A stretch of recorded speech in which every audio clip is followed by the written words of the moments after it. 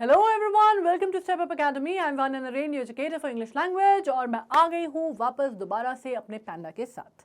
ठीक है, अब आजकल आपको जैसे मालूम है कि अभी हम बात क्या कर रहे हैं भाई, एग्जाम फीवर चल रहा है, एग्जाम टाइम चल रहा है, तो सुपर डुपर क्विक रिविजन चल रहे हैं अपने, है ना। सुपर डुपर क्विक रिविजन मतलब क्या, फुल लेंथ में तो पता है कैसा होता है, पूरा चैप्टर पढ़ते हैं अपन, पूरा डिटेल में जाते हैं, रेफरेंस टू कॉन्टेक्स्ट समझते हैं, ग्लॉसरी समझते हैं, थीम ऑथर सब कुछ डिस्कस करते हैं, और क्वेश्चन आंसर्स तो ऑफकोर्स करते ही हैं। लेकिन सुपर डुपर क्विक में हम क्या करते हैं, इतना टाइम हमारे पास होता नहीं है, एग्जाम की घड़ी है, तो बिल्कुल लास्ट 1-2 दिन में जो पढ़ाई होती है ना, बिल्कुल फटाफट खटाखट खटाखट खटाखट हमें क्या करना होता है कि भाई हमें कोई समरी समझा दे, कोई छोटे में समझा दे कि एग्जाम में क्या करना है या क्या है चैप्टर में, मैं कोई इतना ही बता दे कि चैप्टर में पढ़ के क्या है ना, तो बाकी तो हम संभाल लेंगे वाला जो हिसाब रहता है ना, उसके लिए होता है अपना सुपर क्विक। ठीक है, अब ये देख लो कि अपना चैप्टर नंबर 4 है और बात हो रही है the question of trust. The question of trust जो है ये कौन सी किताब चल रही है अभी आपकी, supplementary reader footprint without feet, और उसमें हम कर रहे हैं सुपर डुपर क्विक रिविजन। अब ये लिखी किसने है, लिखी है भाई विक्टर कैनिंग ने, जिनका जन्म हुआ था 16 जून 1911 को, कहाँ, यूनाइटेड किंगडम्स में।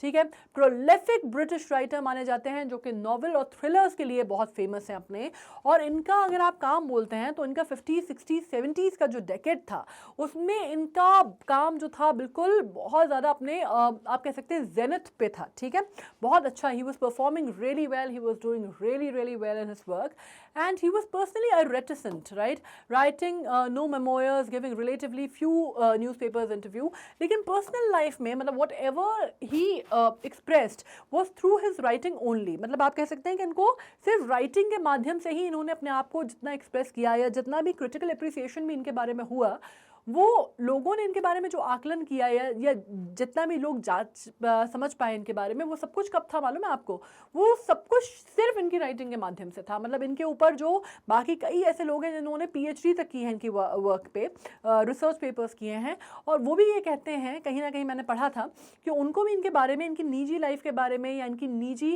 किसी चीज़ के बारे में बहुत ज़्यादा नहीं पता है। सारे एक्सप्रेशंस जो कि डिराइव कर पाए वो सिर्फ राइटिंग से ही निकाल पाए, क्योंकि बहुत रेटिसेंट थे। He would not speak about himself, interviews नहीं देते थे, कुछ अपने बारे में बताते नहीं थे, बहुत अलूफ थे, बहुत जिसको आप कहते हैं ककून्ड शेल्ड लाइफ वो पर्सनली जीते थे, राइट। लेकिन वो चीज़ आपको उनकी राइटिंग में नज़र नहीं आती है। राइटिंग उनकी बहुत वाइब्रेंट, बहुत कलरफुल, बहुत ह्यूमरस, सब कुछ आपको उनकी राइटिंग में बहुत सारे कलर्स आपको मिलेंगे। ठीक है, सटायर मिलेगा आपको, बहुत सारी चीज़ें आपको उनकी राइटिंग में मिलती हैं।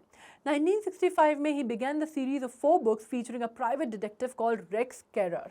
ठीक है, और ये 4 बुक्स जो हैं जिसमें उन्होंने किया, तो एक तरह से आप कह सकते हैं कि एक सीक्वेंस में थी, या आप कह सकते हैं कि एक चेन ऑफ थॉट था, या एक कैरेक्टर उन्होंने डेवलप किया था जिसके ऊपर थी।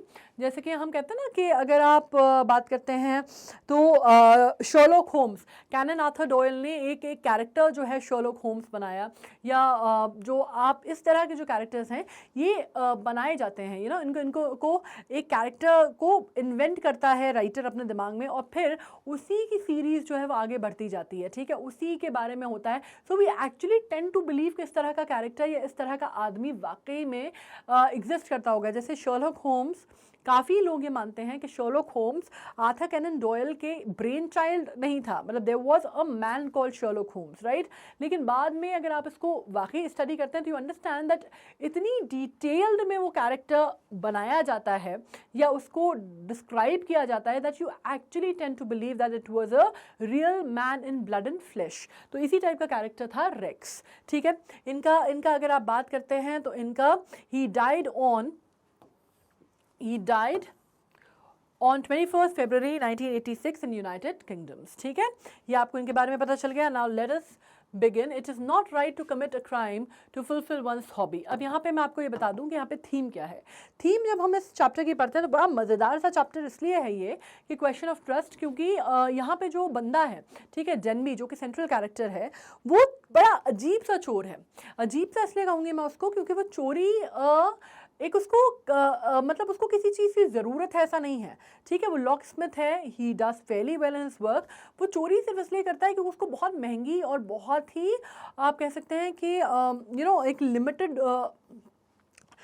एडिशन में जो किताबें छपती हैं उसको पढ़ने का शौक़ है, राइट, और वो बहुत एक्सपेंसिव होती हैं, तो उनको पढ़ने के शौक़ को पूरा करने के लिए, अपनी हॉबी को पूरा करने के लिए वो सिर्फ साल में एक बार चोरी करता है। उससे वो जो लिमिटेड एडिशन किताबें हैं या बहुत ही आप कह सकते हैं कि बहुत ही रेयर किताबें हैं उनको ख़रीदता है and he is done with it, right. तो ये अपनी हॉबी को पूरी करने के लिए चोरी करता है, किसी अपनी ज़रूरत रोज़मर्रा की ज़रूरतों के लिए नहीं करता, और किताब खरीदने के लिए चोरी करता है because he was in love with the books, right, he was the lover of books. और इसमें क्या होता है, और वो इसका थीम क्या है कि it is not right to commit a crime to fulfil one's hobby because by committing a crime we harm the society even though Horace committed a crime only to get rich, also crime only create problems and committing a crime is not right। तो अब यहाँ पे क्या बात हो रही है भाई कि होरास डेनबी ने जो अपने आप को जस्टिफाई ऐसे करता है कि भाई मैं किसी गरीब आदमी को नहीं लूटता, मैं उन्हीं लोगों को लूटता हूँ जिनके पास बहुत ज़्यादा पैसा है, और मैं अच्छे काज के लिए चोरी करता हूँ। मतलब क्या, मुझे पढ़ने का शौक है, मैं पढ़ने के लिए चोरी करता हूँ, मैं कोई बुरा काम नहीं करता या मैं किसी तरह से सोसाइटी को हार्म नहीं करता।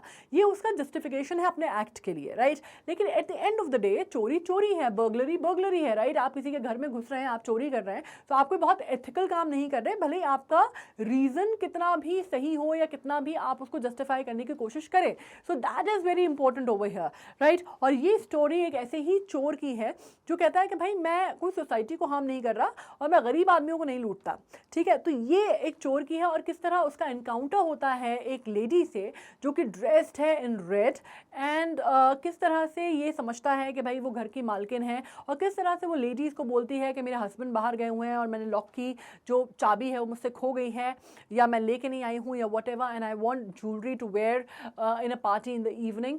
और किस तरह ये उसके झांसे में आ जाता है और पूरा सेफ खोल के, अपना पूरा ग्लव्स निकाल के, पूरा सेफ खोल के ज्वेलरी निकाल के उस लेडी के हाथ में दे देता है, इस शर्त पे को लेडीज़ को बिना पुलिस को बुलाए इसको चुपचाप जाने देगी। ऑलराइट, तो let us read that. This is story of two burglars, right, who wants to rob the same safe। अब इसमें the name of the first burglar जो है वो हमारे प्रोटैगनिस्ट है जिसका नाम है होरास डेनबी। होरास डेनबी जो है, he was a good man, right. He was about 50 years old but he was unmarried. He was a locksmith and very successful in his business. ये मैं आपको बता ही चुकी हूँ। उसके पास 2 असिस्टेंट भी थे उसको हेल्प करने के लिए, but being good and respectable he was not completely honest, ठीक है। मतलब रिस्पेक्टेबल था, अपने काम के लिए जाना जाता था, माना जाता था, लोग उसको, he was doing very well as a locksmith, लेकिन ऑनेस्ट नहीं था। Alright, he loved rare and expensive books. He bought them at any cost. For this purpose, he robbed a safe in 1 year. He bought this books secretly through an agent. और वो क्या करता था, इन किताबों को एक सीक्रेट एजेंट नहीं, जो बुक्स एजेंट होता है, लिटरेरी एजेंट, उनके थ्रू खरीदता था ताकि नज़र में ना आए किसी के भी, right? Before making a theft, he planned his work well. This time he had studied the house of Shotwell Grange for 2 weeks. 2 हफ्ते तक उसने जिस घर में उसको लॉक तोड़ना था, घुसना था, उस घर के बारे में इसने स्टडी की, सब कुछ की कि भाई, और मोर ओवर वो घर काफ़ी बड़ा था, मैंशन था, बहुत रईस लोगों का था, तो उसके बारे में छपा भी था जिसमें से पूरी हर चीज़ उसके बारे में वैसे भी बता दी थी। It was not a very tough task, but he studied about that house in detail. He studied even the minutest detail about the house, ठीक है। The family was in London, the 2 servants who looked after the house had gone to the movie. He came out from behind the garden wall and entered the house, ठीक है। उसके पास इतना sufficient time था, घर वाले कोई घर में थे नहीं, नौकर चाकर बाहर गए हुए थे, राइट, मूवी देखने, तो उसके पास सफिशिएंट टाइम था घर में घुस के लॉक तोड़ के, and because he was a lock Smith, उसके लॉक खोलना, सेफ खोलना कोई बहुत बड़ी बात नहीं थी, ठीक है। तो उसको मालूम था that he had sufficient time in hand कि वो ये काम कर लेगा और सेफ में से जो भी सामान निकलता है, वैल्यूबल्स निकलते हैं, वो लेके चंपत हो जाएगा, right. He took the key from the kitchen door hook, he put on the pair of gloves and open the door. He was always careful enough to leave any fingerprints. वो हमेशा gloves पहन के ही ये सब काम करता था because वो इतना केयरफुल था कि कहीं पे भी उंगलियों के निशान नहीं आने चाहिए, ठीक है। He spoke politely to the little dog, he cut off the wires of the burglar alarm, he arranged his tool carefully. मतलब उसने डॉग से दोस्ती कर ली, बर्गलर अलार्म उसने कट ऑफ कर लिया, उसने ग्लव्स पहन लिए, उसने चाबी जो है वो कोई फोर्सफुली ताला नहीं खोला, उसने हुक पे से चाबी निकाल के ताला खोला। Means his work was spot on, ठीक है। सब कुछ बहुत बेहतरीन जा रहा था। अब there was a big pot of flower on the table. अब उसको प्रॉब्लम क्या थी, उसकी नोज जो थी वो टिकल होती थी, ठीक है, और वो बार बार खांसता था, छींकता था जोर जोर से। He was allergic to it, ठीक है। ही sneezed repeatedly and thought this disease would hinder his work. He buried his face in the handkerchief. Now, then he heard the voice of the young lady behind him. He spoke kindly to him. She pretended to be the wife of the owner of that house. She said that she had come there suddenly because she needed her jewelry to wear them at the party that night. अब जैसे ही वो छींक रहा था, पीछे से एक lady की आवाज़ आती है कि भाई ये तुम्हें एलर्जी है या तुम्हें ठंड लग गई है। और जैसे ही होता है तो पलटता है तो देखता है एक बहुत ही सोफिस्टिकेटेड सी रेड ड्रेस पहनी हुई एक लेडी है, और वो जो इनका डॉग है उसको उसने नाम से बुला के, वो डॉग भी जो है इसके पास पैर के पास कर्ल अप कर रहा है, ठीक है, लेडी के। तो ये उसको यकीन दिला देती है कि वो जो ओनर है घर का वो उसकी वाइफ है, एंड वो मतलब इसको वो कर देती है कि तुम मेरे घर में घुसे हो, मैं पुलिस को बुलाती हूँ और तुम ये चोरी के इरादे से यहाँ पे घुसे हो। And she is very calm and very composed and looks very elegant and sober and it looks like that she is actually the owner of the house. अब वो कहती है कि मुझे एक्चुअली एक पार्टी में जाना था और मैं इस वजह से यहाँ पे हूँ, मेरे हस्बैंड लंदन में हैं, बाहर गए हुए हैं, वो आ जाएंगे 2 महीने में, लेकिन मुझे मैं सेफ़ की चाबी नहीं है मेरे पास। If you do this favour to me कि अगर तुम मेरे लिए सेफ़ खोल दो और मुझे ज्वेलरी दे दो जो मुझे पहननी है, तो ठीक है मैं तुम्हें जाने दूँगी। तो ये कहता है कि लेकिन मैं अगर आपको सेफ खोल के दूंगा तो फिर ये टूट जाएगा। तो कहने लगे कोई बात नहीं, मेरा हस्बैंड बाहर है, मैं इसको बनवा लूँगी, you don't have to worry about that.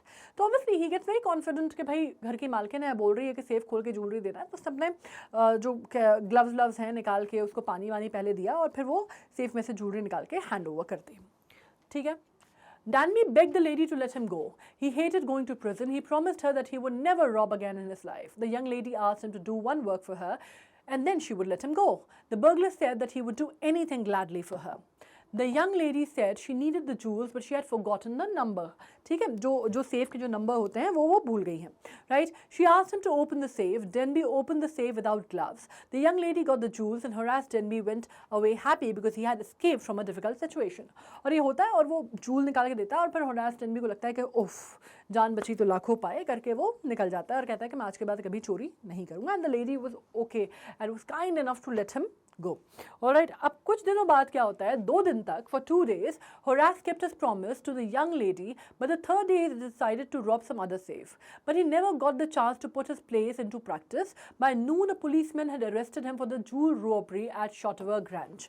अब 2 दिन तक वो अपना वादा रखता है, तीसरे दिन सोचता है कि यार ऐसे तो नहीं चल पाएगा, किताबें तो चाहिए लाइफ में, तो चलो कहीं चोरी करते हैं। जैसे ही वो सोचता है लेकिन वो कर नहीं पाता बेचारा, क्योंकि उसी दिन दोपहर तक पुलिस वाले उसको आके पकड़ लेते हैं कि शॉटोवर ग्रैंज में जो ज्वेलरी की चोरी हुई है उसमें उसके फिंगरप्रिंट्स के निशान आए हैं, और ये वही चोरी थी जिसमें बेचारे के हाथ में ज्वेलरी लगती भी नहीं है। उस लेडी को पकड़ा देता है ये, और तब इसको रियलाइज़ होता है कि वो लेडी जो थी वो भी चोर थी और उसने चोर को ही ठग लिया है।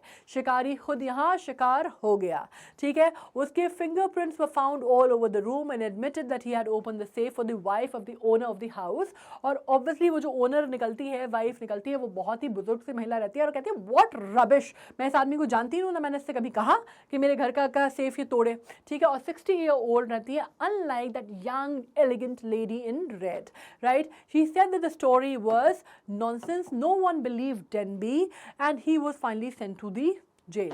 बट वहाँ पे उसके साथ एक चीज़ हुई, जैसे आप कहते हैं every cloud has a silver lining, कि वहाँ उसको किताबों का इतना शौक था कि उसको असिस्टेंट लाइब्रेरियन बना दिया जाता है जेल में, ठीक है। और वो चार्मिंग यंग लेडी के बारे में सोचता है जिसने उसको ठग लिया, और आज की डेट में वो कहीं उन्हीं जूल्स के साथ जो इसने चोरी किए थे कहीं ऐश कर रही होगी और कहीं बहुत बड़ी लाइफ, बढ़िया लाइफ जी रही होगी। और आज की डेट में जब लोग ये बात कहते हैं ना कि क्वेश्चन ऑफ ट्रस्ट, और एक चोरों का भी कोई उसूल होता है, ईमान होता है, और गलत काम में भी एक एक इंटेग्रिटी होती है, तो इन सब चीज़ों को सुन के एकदम उसका खून खौल जाता है, वो इरिटेट हो जाता है जब ये बात की जाती है कि ऑनेस्टी अमंग थीफ नाम की कोई चीज़ नहीं होती। मैं चोरों ने ही चोर को ठग लिया, ठीक है। तो ये चीज़ समझ में आई। और मैं आपको बता दूं कि अभी जो आपका CBSE का पेपर हुआ है ना, ये 2023 का दिस ईयर, उसमें ये क्वेश्चन पूछा गया है, ठीक है। तो ये आपके लिए और हर उसके लिए आप समझ सकते हैं कि बहुत इंपॉर्टेंट चैप्टर है, क्वेश्चन इसमें से पूछा जा सकता है। प्रीवियस ईयर्स में भी ये क्वेश्चन रिपीट हुआ है। Alright, so on this note I am signing off. Step up academy को ऑब्वियसली सब्सक्राइब कर चुके हो, ये तो बोलने की बात ही नहीं है, ठीक है, ओके। और मेरा जो पैंडा है कहाँ गया, ये भाई साहब भी आ गए हैं, ऑल द बेस्ट कह रहे हैं, बहुत अच्छे से, बहुत बढ़िया से पेपर दे रहा है। Thank you so much.